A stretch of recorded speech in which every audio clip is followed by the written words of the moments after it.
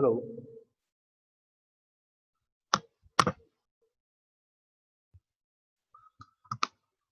Am I audible? સંભળાય છે બધાને?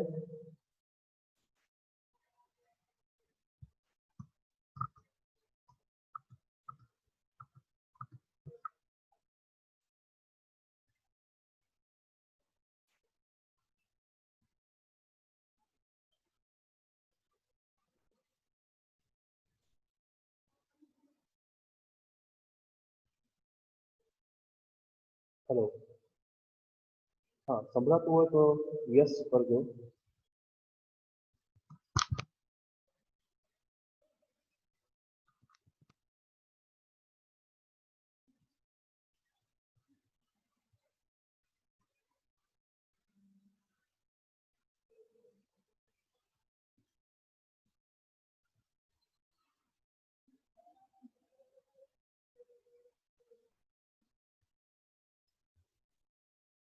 Okay, so we start our today's session. હવે મિકેનિક્સમાં આપણે નેક્સ્ટ આગળનો ટોપિક જોઈએ. આપણે ફોર્સ એટલે કે બળ વિશે સમજૂતી મેળવી ગયા. ત્યાર પછી આપણે મોશન ગતિ તેના વિશે સમજ્યા. વેગ પ્રવેગ વિશે આપણે માહિતી લીધી. We studied about force initially, then we studied various parameters of motion like velocity, speed, displacement, acceleration. હવે આજે આપણે મિકેનિક્સનું નેક્સ્ટ ટોપિક એટલે કે વર્ક પાવર એન્ડ એનર્જી આપણે સમજીશું. Today we will study the concept of mechanics, work, power and energy. બરાબર?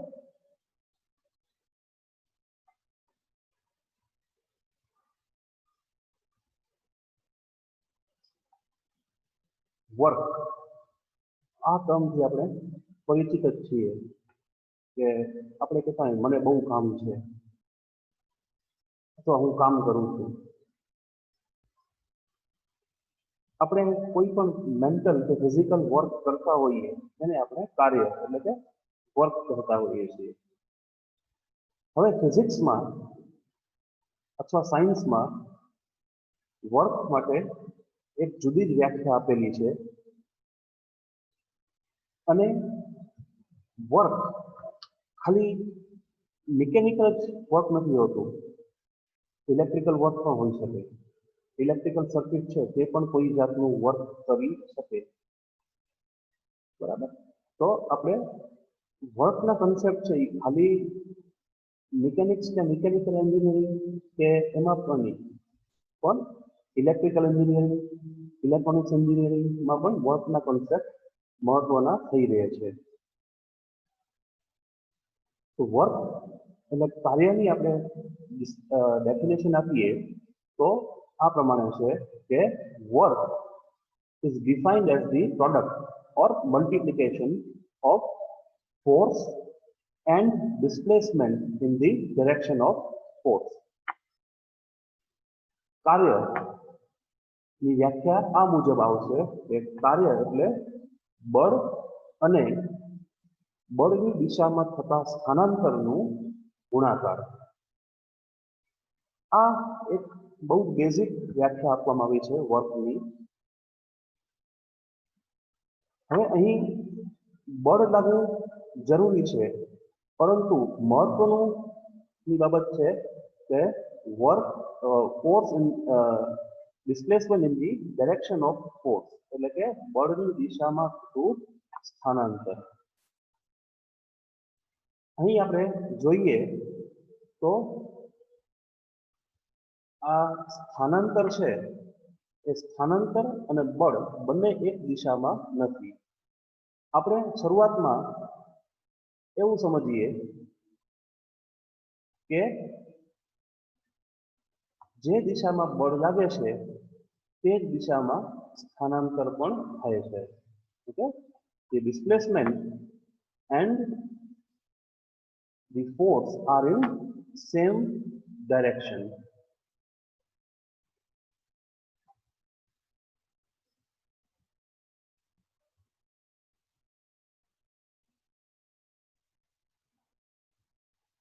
હવે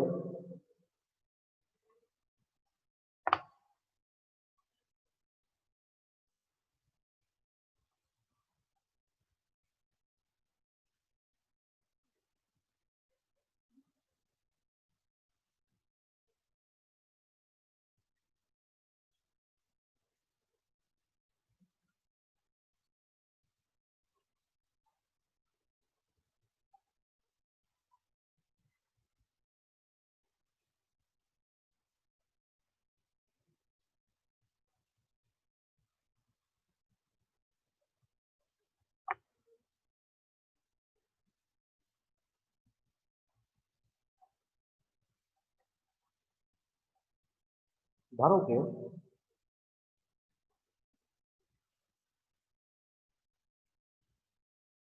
બળ અને સ્થાનાંતર બંનેની દિશા એક જ છે. For example, the direction of force and motion is same.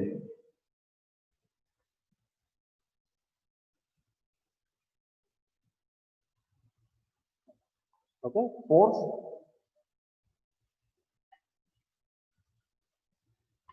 And displacement એટલે કે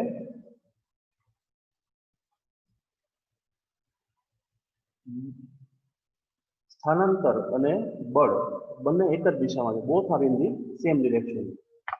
આ સિચ્યુએશનમાં બળ છે એ સૌથી વધુ એટલે કે મહત્તમ બળ લાગશે. The force will be maximum in this case. બીજું આપણે જોઈએ છીએ કે અહીં બળ આ ડાયાગ્રામમાં આ આકૃતિમાં બળ અને સ્થાનાંતર વચ્ચે એક ખૂણો છે થીટા, બરાબર. તો જેમ આ ખૂણો વધતો જશે, આ થીટા વધતું જશે, તેમ બળનું મૂલ્ય ઘટતું જશે. ઓકે, જેમ આ ખૂણો વધે તેમ બળનું મૂલ્ય ઘટતું જાય. As the angle between the force and displacement increase, the amount of work decrease. Okay, is it clear?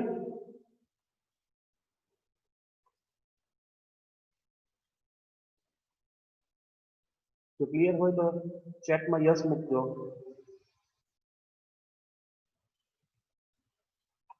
Okay, હવે બળ છે એ ધન પણ હોઈ શકે અને ઋણ પણ હોઈ શકે. The work may be positive or it may be negative also. કઈ રીતે? આપણે ઉદાહરણ લઈએ.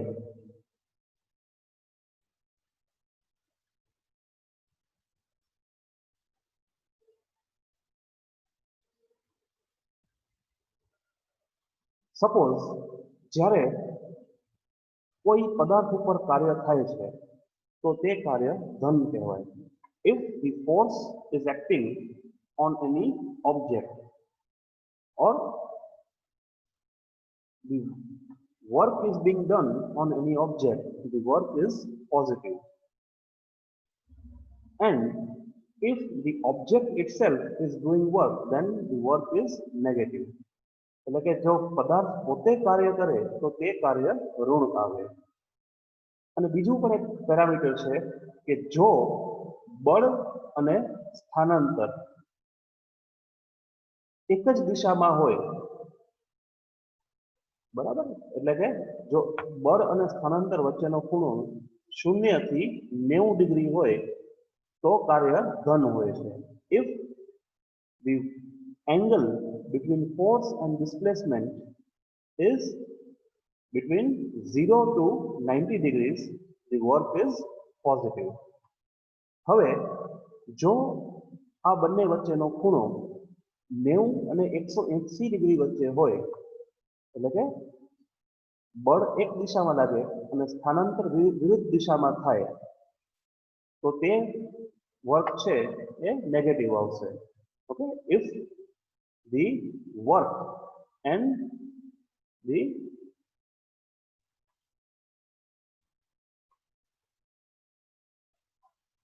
displacement are in opposite direction. Okay.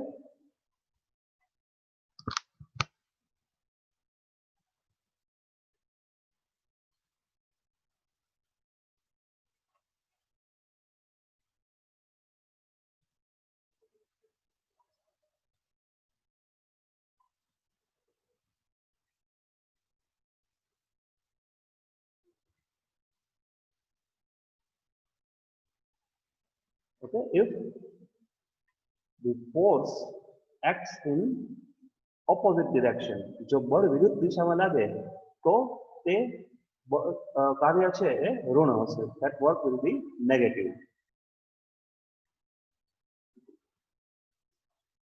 હવે આપણે એનું એકમ જોઈએ.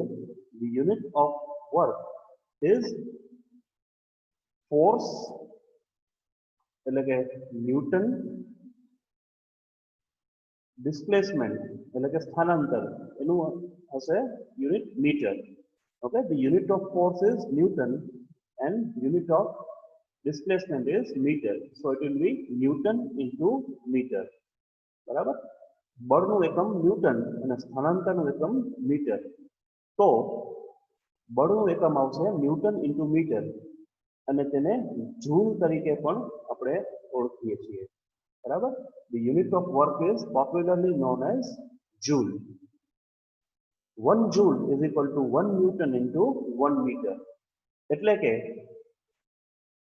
કોઈ પણ પદાર્થ ઉપર જો 1 ન્યૂટનનું બળ લાગે અને તે પદાર્થ 1 મીટરનું સ્થાનાંતર કરે તો તેને આપણે 1 જૂલ કાર્ય કહીએ. If the force of 1 newton acts on the object and that object undergoes the displacement of 1 meter, then the work is said to be 1 joule.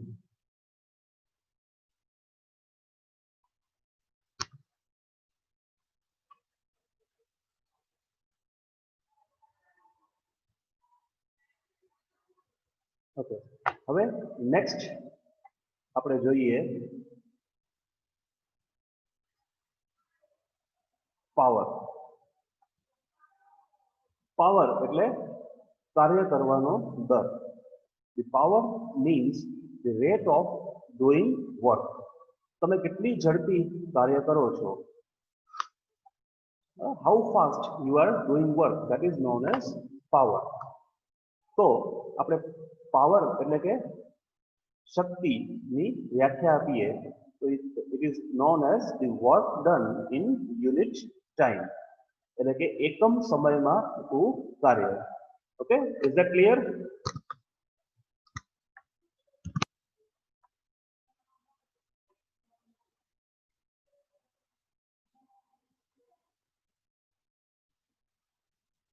Okay, clear about power, definition of power? જો પાવરની વ્યાખ્યા clear હોય તો send me yes.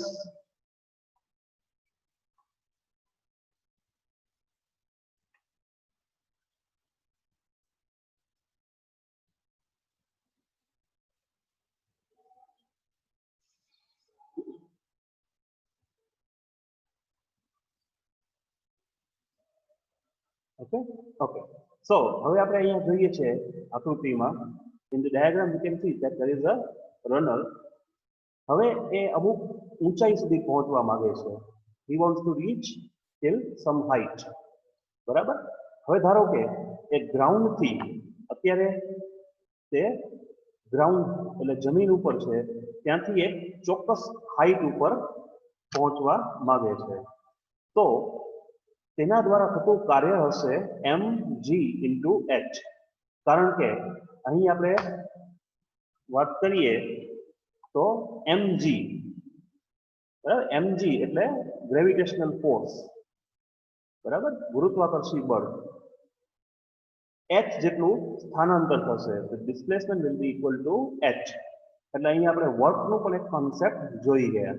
Okay, તો mgh જેટલું કાર્ય થશે અને t સમયમાં એટલે t જેટલા ટાઈમમાં એ h જેટલી ઊંચાઈએ પહોંચે છે. તો અહીં પાવર જે છે એ પાવર આવશે વર્ક અપોન ટાઈમ એટલે mgh અપોન t. હવે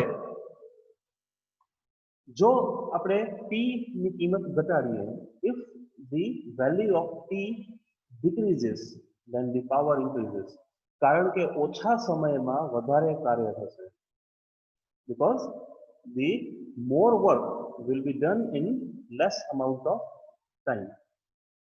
ઓકે, એટલે પાવર વધશે. ઓર બીજી રીત એવી થઈ શકે કે સેમ ટાઈમ t તમે અચળ રાખો, you keep the time constant and reach more height, એટલે વધારે ઊંચાઈએ પહોંચો, તો ઓછા સમયમાં વધારે, એટલા જ સમયમાં વધારે કાર્ય થયું તો પણ પાવરની કિંમત વધારે મળે. Okay, the more work you do in the same time, the more power is consumed.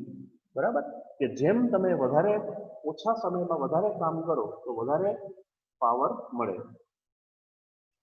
અથવા એટલા જ સમયમાં એટલું જ કાર્ય તમે ઓછા સમયમાં કરો તો તમને વધારે પાવર મળે. ઓકે, હવે આપણે કાર્યનું એકમ જોઈએ. see the unit of work, it will be m into g into h. okay, mgh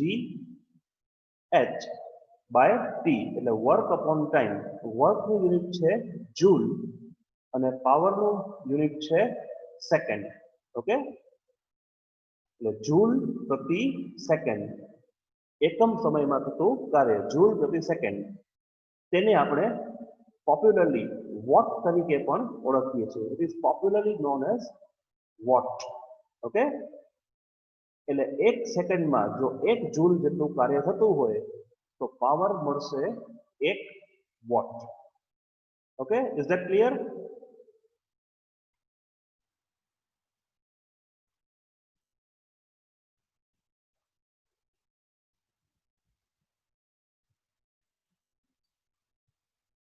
okay, હવે આપણે આજે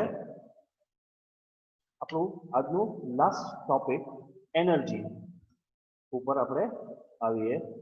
we move on to the last topic for the day, that is energy. Energy એટલે ઉર્જા. આપણે કોઈ પણ કાર્ય કરવું હોય તો ઉર્જાની જરૂર પડે. to do any type of work we need energy. બરાબર, અને ઉર્જા છે એના દ્વારા કાર્ય થઈ શકે અને કાર્ય છે એ ઉર્જા તરીકે સંગ્રહ પામી શકે.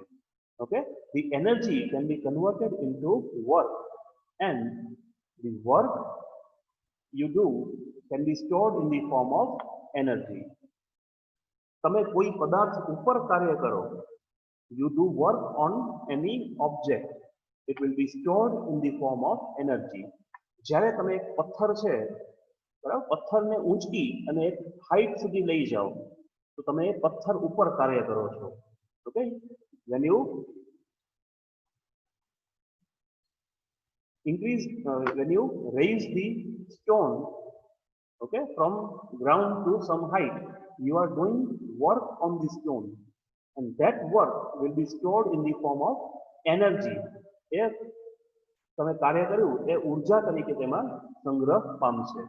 બરાબર, હવે એનર્જી અને વર્ક એકબીજાથી સંકળાયેલા છે, એટલે કે જેટલી ઉર્જા હોય એટલું કાર્ય થાય અને જે કાર્ય કરો એ ઉર્જામાં સંગ્રહ પામે. Okay, whatever how much the energy you have will be converted into work and work you do can be stored in the form of energy. એટલે બંનેના એકમ સરખા છે, ન્યૂટન ઇન્ટુ મીટર અથવા જૂલ. બરાબર, કોઈ પણ પ્રકારની ઉર્જા હોય એનું એકમ શું મળશે આપણે? ન્યૂટન ઇન્ટુ મીટર અથવા તો જૂલ. હવે આપણે પોપ્યુલર નિયમથી પરિચિત છીએ, law of conservation of energy. બરાબર, એટલે કે ઉર્જા સંરક્ષણનો નિયમ. આપણે સ્કૂલથી ભણતા આવીએ છીએ કે energy can neither be created or nor it can be destroyed. It can be converted from one form to another. એટલે કે ઉર્જાનું સર્જન અને વિનાશ શક્ય નથી, તે માત્ર એક સ્વરૂપમાંથી બીજા સ્વરૂપમાં તમે એને બદલી શકો છો, બરાબર. અને તેથી આ બ્રહ્માંડમાં રહેલી કુલ ઉર્જા અચળ રહે છે. Okay, the total amount of energy in the universe remains constant. Okay, is that clear?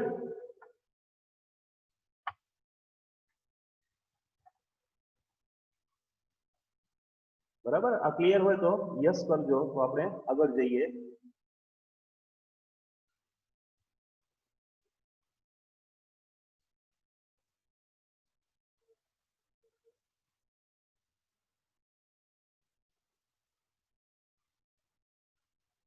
Okay,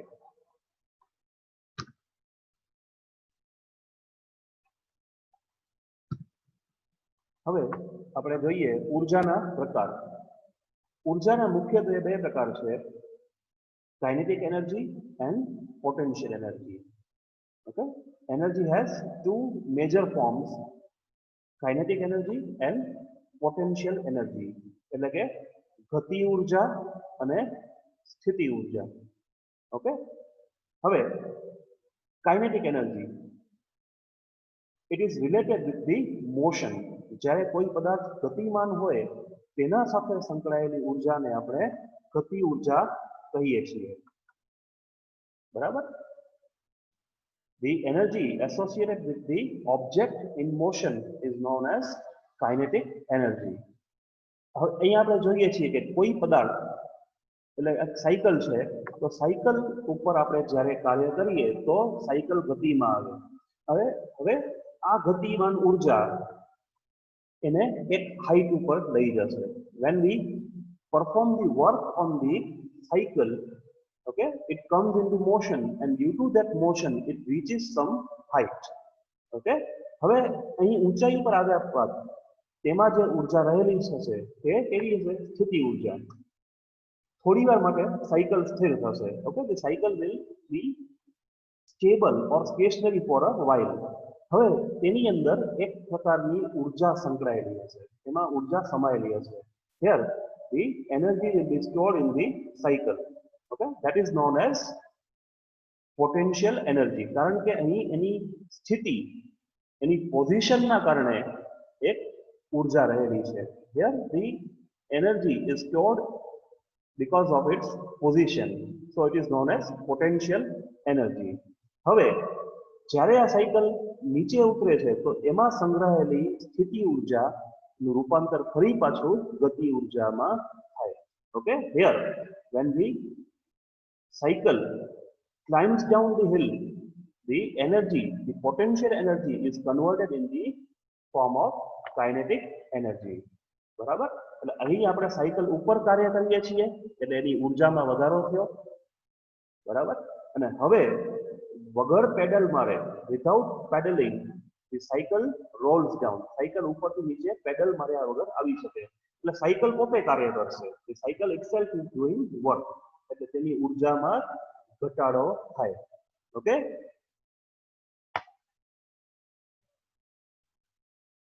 okay, is it clear?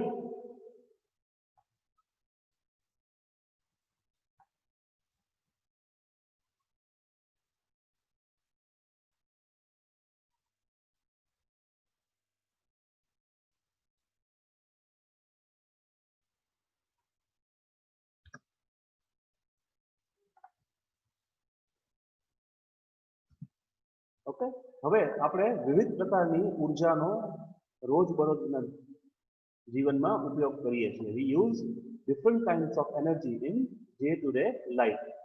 બરાબર, જેમાં મુખ્યત્વે છે મિકેનિકલ એનર્જી એટલે યાંત્રિક ઉર્જા, પછી હીટ એનર્જી એટલે કે ઉષ્મા ઉર્જા, લાઇટ એનર્જી એટલે પ્રકાશીય ઉર્જા, કેમિકલ એનર્જી એટલે કે રાસાયણિક ઉર્જા, the energy which is stored in the form of chemical bonds.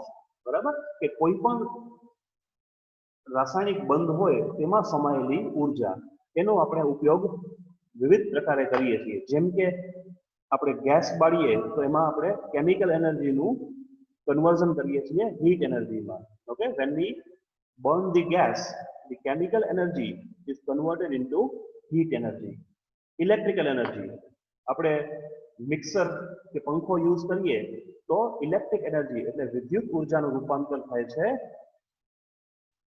Kinetic energy અથવા મિકેનિકલ એનર્જીમાં, એટલે કે ગતિ ઉર્જામાં રૂપાંતર થાય.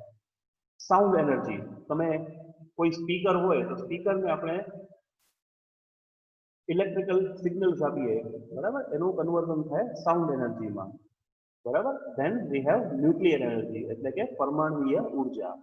ઓકે, નાઉ આ ન્યુક્લિયર એનર્જી, આ ન્યુક્લિયર ઉર્જા છે પરમાણુય ઉર્જા, એનું રૂપાંતર આપણે પહેલે હીટ એનર્જી એટલે કે ઉષ્મા ઉર્જામાં અને હીટ એનર્જીમાંથી કાઇનેટિક એનર્જીમાં કરી અને છેલ્લે આપણે જનરેટર દ્વારા ઇલેક્ટ્રિકલ એનર્જીમાં એનો ઉપયોગ કરીએ છીએ, બરાબર. એટલે ઉર્જાનું એક સ્વરૂપ આપણે બીજા સ્વરૂપમાં બદલી શકીએ છીએ. Okay, is that clear?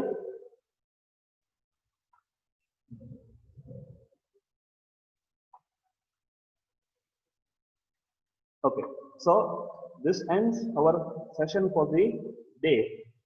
બરાબર, આજે આપણું સેશન અહીં જ આપણે કમ્પ્લીટ કરીએ છીએ.